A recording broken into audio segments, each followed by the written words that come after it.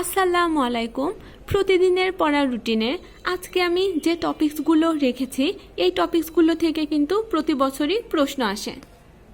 কোন কোন টপিকস থেকে প্রশ্ন আসে এবং কেমন প্রশ্ন আসে, বিসিএসের সিলেবাসে এই টপিকসগুলো থেকে কত নাম্বার আছে বিস্তারিত আমি বলবো এই ভিডিওতে।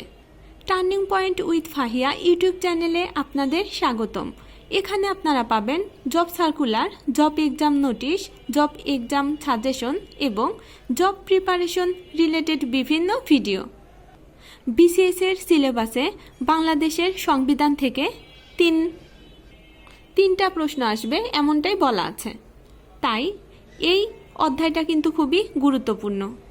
বিশেষ করে আমাদের কিছু অনুচ্ছেদ মনে রাখতে হবে, কারণ আমরা জানি 153টা অনুচ্ছেদ আছে, কিন্তু 153টা অনুচ্ছেদই কিন্তু পরীক্ষায় আসে না। যেহেতু এখন নতুন একটা সরকার এসেছে, সম্ভবত সংবিধানের কিছু অংশ পরিবর্তন হবে। তাই কি কি পরিবর্তন হবে এটা যেহেতু আমরা জানি না, এর জন্য আমরা অনুচ্ছেদগুলো মুখস্থ করব না। আপনারা সাধারণত অনুচ্ছেদগুলো মুখস্থ করা ছাড়া সংবিধানের যে মূলনীতিগুলো আছে, সংবিধানের ভাগ এবং বিগত সালে যে প্রশ্নগুলো এসেছে ওই প্রশ্নগুলো পড়বেন। আজকে আপনারা বিগত সালের প্রশ্নগুলো পড়বেন, খুব ভালোভাবে মুখস্থ করবেন। যেহেতু এই অংশ থেকে 3 নাম্বার আসে, এর জন্য এই অংশটায় বেশি গুরুত্ব দিতে হবে। আমি সাধারণত আমার এই ভিডিওগুলোতে কোন অধ্যায়গুলো গুরুত্বপূর্ণ, কোন অধ্যায়গুলো কম পড়লেও সমস্যা নেই, বা কোন অধ্যায়গুলো আপনি স্কিপ করবেন এ বিষয়ে সব বিস্তারিত বলবো। তাই আমার ভিডিওগুলো যদি আপনাদের ভালো লাগে তাহলে অবশ্যই আমার ভিডিওতে লাইক দিয়ে আমার চ্যানেলটা প্লিজ সাবস্ক্রাইব করবেন এবং আপনার ফ্রেন্ডসদের সাথে ভিডিওটি প্লিজ শেয়ার করবেন।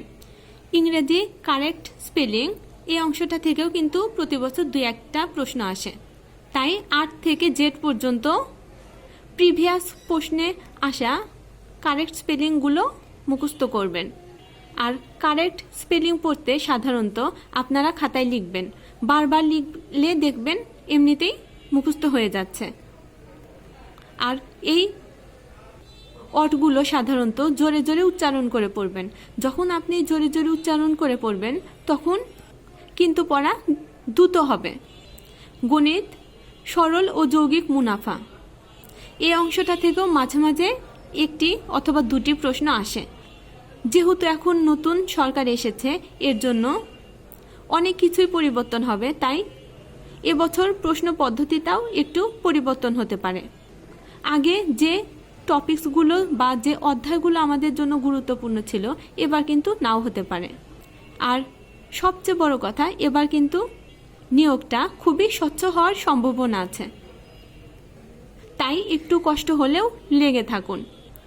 আমার ভিডিওটি দেখার জন্য ধন্যবাদ। আল্লাহ হাফেজ।